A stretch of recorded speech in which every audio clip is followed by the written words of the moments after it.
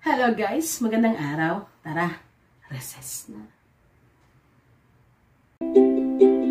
Kabataan, si Jesus ang kalakasan. Kabataan, si Jesus paglilingkuran. At para sa ating food for the soul, basahin natin 1 Corinthians chapter 1 verse 27. But God chose what is foolish in the world to shame the wise. God chose what is weak in the world to shame the strong. Laugh. Sabi sa kasabihan na mula kay Charlie Chaplin, a day without laughter is a day wasted. Siguro marahil ang ibig niyang sabihin dito ay sa loob ng isang araw wala bang dahilan para hindi tumawa o maging masaya, samantalang napakaraming dahilan para tumawa at magalak. Kailan ka ba nagiging masaya? Sa anong pagkakataon sa buhay mo na nagagawa mong tumawa? At yung tumawa kahit may lungkot sa iyong mga mata. Diba? Pero yung people, may mga pagkakataon na nagiging negative ang pagtawa. Kailan ito nangyayari? When others made fun of you. Why? Because you weren't as good as them at something. Diba? Naranasan niyo na ba yun? Yung pinagtawanan natin ng ibang tao o naranasan nating pagtawanan tayo sa ating mga pagkakamali o sa pagkakamali ng ibang tao. Ito yung love na hindi nagdudulot ng saya sa ating kapwa. Kaya naman, isa sa most influential scientist ay si Albert Einstein.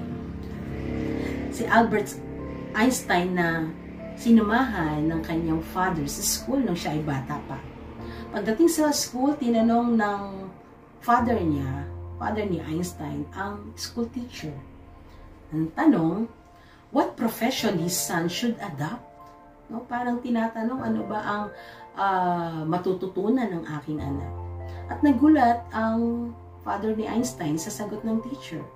Dahil ang sagot ng teacher, it doesn't matter. He'll never amount to anything. O diba? Parang sinasabing, mahalaga. Wala lang matututunan eh. Diba? Ganun lang. At grabe ito para sa isang estudyante. Parang minaliit ng teacher si Einstein. Pero the good thing is that Albert Einstein didn't stop from pursuing his dream because of his passion.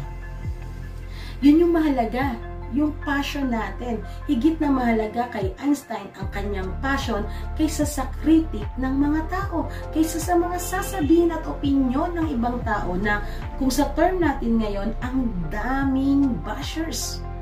Pero para kay Einstein, dumating ang araw na sabihin niya, nasa akin ang huling halakhak. Ito ang ibig sabihin ng ating Panginoon sa kanyang mga salita na God chose what is foolish in the world to shame the wise. God chose what is weak in the world to shame the strong. Sinasabi na ang pinili ng Diyos ay ang mga mangmang at ang mga mahihina para mahayag ang kanyang kapangyarihan sa sanlibutan na lahat ng sobrang talino, mga inaangking talino sa kanilang sariling lakas, sa kanilang sariling kakayahan, sa sarili nilang tapang, ito ay hindi factors sa Panginoon. So ngayon, ang tanong, young people, sino sa inyo ang mahina? Naangkin mo bang ikaw ay mahina? Na kayo, feeling nyo ba ay mahina kayo? Kapag ganyan ang damdamin nyo, meaning God chose you. God will choose you. Inaamin mo ba na foolish ka? Na kailangan pa ng maraming learnings, maraming equippings, maraming trainings, maraming pag-aaral?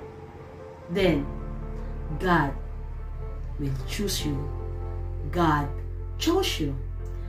Young people, pinili ka ng Diyos hindi lamang dahil sa mga kalakasan at taglay mong husay, kundi maging sa iyong mga kahinaan, sapagkat mahayag ang kapangyarihan ng Diyos sa mga mapagmataas at inaangkin ang pansariling katanyagan.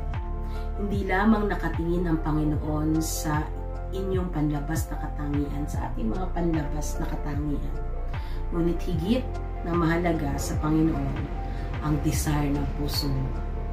Higit na mahalaga sa Panginoon yung puso mo. Na sa totoong kalagayan ng mundo natin ngayon, marami ang bashers.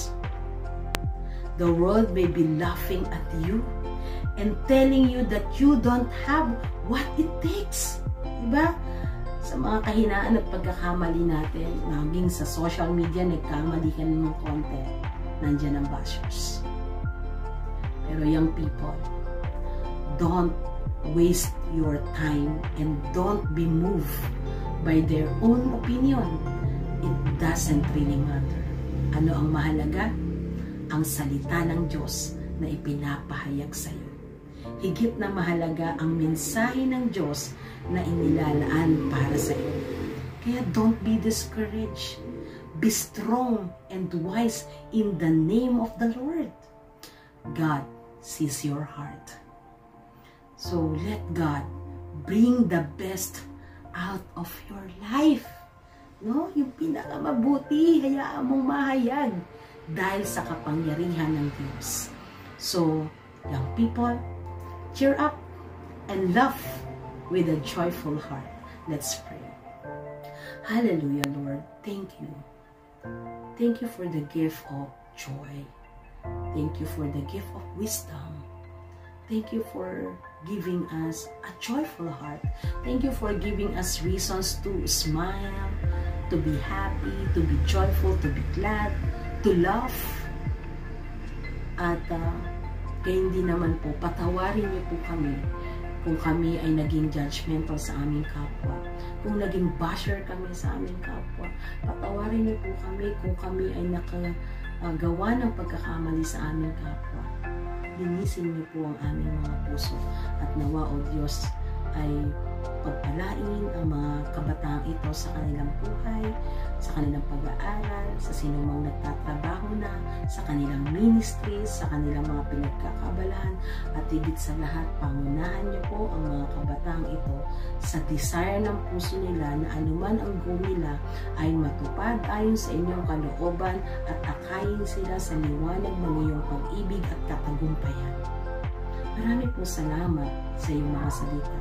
Salamat po. Salamat, Panginoon. Kasi sa kabila po ng kahinaan, pagkukulang ng mga kabataan at maging ng bawat isa sa amin, pinili mo kami. Pinili mo kami sa isang mahalagang purpose. A purpose to shame yung mga wise, yung mga powerful in the world. Kaya't, O Diyos, narito po mga kabataan, pagpalain ng kanilang buhay, pangunahan sila, grant the desires of their heart, please grant the prayers of their heart, lead them, and we pray that you may bless them sa lahat ng kanilang tunguhin at lakbayin. Marami pong salamat. Papagtagumpayin niyo po ang mga kabataang ito at lagi nilang ipagkatiwala ang kanilang mga kahinaan, ang kanilang mga naisin, sapagkat sa huli ang ipagkakaloob mo ay ang kagalakan, ganap na kagalakan na nagmumula sa inyo, na nagiging pagpapala sa aming kapwa. Ito po ang aming panalangin sa tanging pangalan lamang ni Jesus. Amen and Amen. So, young people, nawa ay naging pagpapala or naging blessing sa inyo ang ating devotion ngayong hapong ito. At sama-sama tayo tuwing Friday afternoon na mag-recess. God bless everyone. daan. Si Jesus ang kalakasan.